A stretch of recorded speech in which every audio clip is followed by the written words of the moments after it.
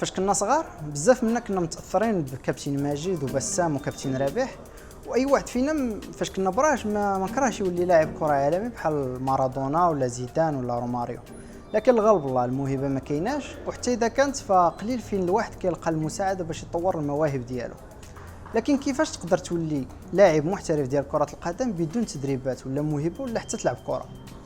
هذا البلان غادي يلقى ليه حل اللاعب البرازيلي كارلوس انريكي رابوسو الملقب بكايسار، اللي قرر يولي لاعب كره محترف في السبعينات والثمانينات بدون مجهود وبلا تدريب وبلا صداع الراس.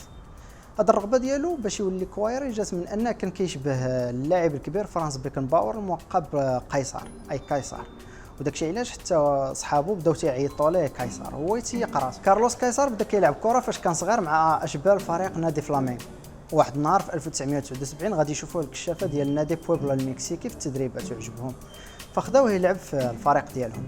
لكن غادي يجريو عليه من بعد اشهر قليله ملي لقاو انه ما فيدوش وما عنده حتى مهاره كرويه وما لعب معاهم حتى ماتش.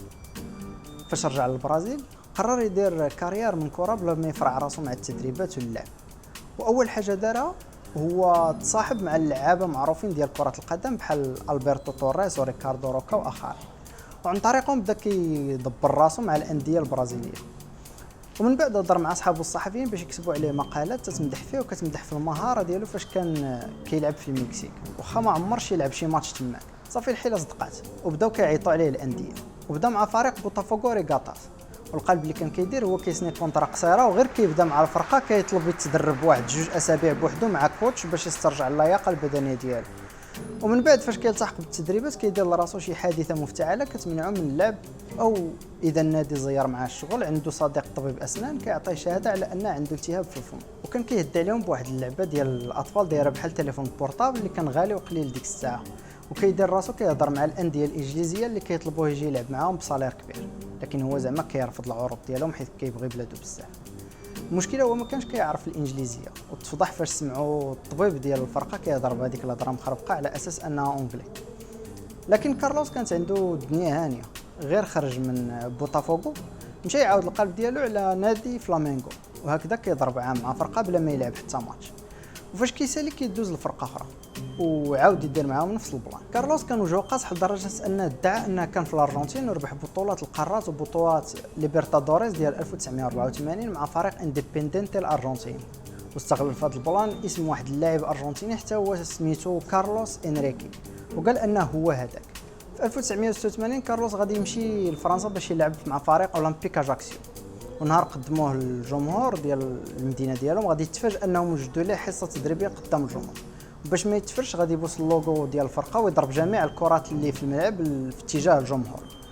ومره اخرى غادي يدوز غير عام مع الفريق الفرنسي بلا ما يلعب حتى ماتش باستعمال الحيل ديالو. ومن بعد فاش يرجع عاوتاني للبرازيل بالطبع الاصدقاء ديالو في الصحافه كتبوا عليه شحال انه كان واعر وانه كان هو الهداف ديال الدوري الفرنسي داك العام. كارلوس كان ديما كيلقى الحل فوق ما كان قدام شي موقف غادي تتم الفرشه ديالو فيه، بحال النهار اللي رجع للبرازيل من بعد فرنسا ودخل في فريق بانغو غادي يدير الحيل ديالو معاهم. لكن واحد النهار في واحد المقابله كانوا خاسرين ب2-0، ومول النادي اللي طلع عليه كارلوس فراسو غادي يبزز على المدرب باش يدخلو يلعب في الشوط الثاني. فاش كان غادي باش يدخل يلعب غادي يبان ليه مجموعه ديال المشجعين ما حاملينش النتيجه وجالسين كيسبوا، ويمشي يتشابك معاهم حتى عطاه الحكم حمراء.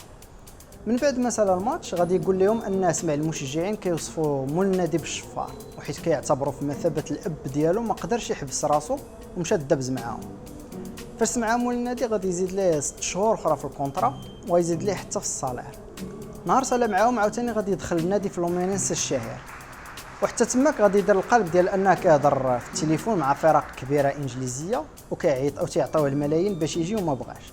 لكن غادي يحصلوا مساعد المدرب اللي كان كيفهم لونجلي مزيان وعرف ان هذيك الهضره ديالو بعيده كل بعد على الانجليزيه. واخا هكاك عيطوا عليه حتى فريق باسكو دي غاما اللي دوز معاه عام، ثم مشى لتكساس يلعب مع إل باسو اللي ما كملش معاهم 3 شهور بحجه ان المدينه فيها الصاد بزاف، ورجع يلعب مع فرق اخرى حتى قرر الاعتزال من هذه الحرفه ديال النصب على الانديه.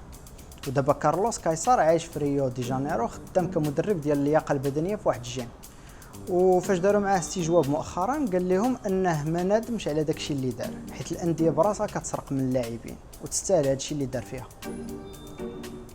هاد القصه كتبين لنا كيفاش ساهل هادشي ديال الاحتيال في عصر ما قبل الانترنت، فين كان صعيب ان الواحد يفيريفي اي حاجه سمعها، ومع انه صعيب بحال هادشي يوقع في القرن اللي عايشين فيه مع الانترنت والمعلومات الفوريه اللي بين يدينا، لكن كنتفكر ان حتى عندنا في المغرب كاينين بزاف ديال الناس كيديروا نفس الشيء، ربما ماشي في كرة القدم لكن في مجالات اخرى بحال مجال الاختراعات، حيث كل شويه كيخرج لينا شي واحد كيدعي انه مخترع سياره خارقه او جهاز كيتحدى قوانين الفيزياء وكيطلب الدعم والفلوس بدون ما يقدم اي دليل او براءة اختراع، او يقول لك انه اكتشف علاج للسرطان وياخذ اكبر تتويج في البلاد لكن ما كيكون عنده حتى دليل على هادشي.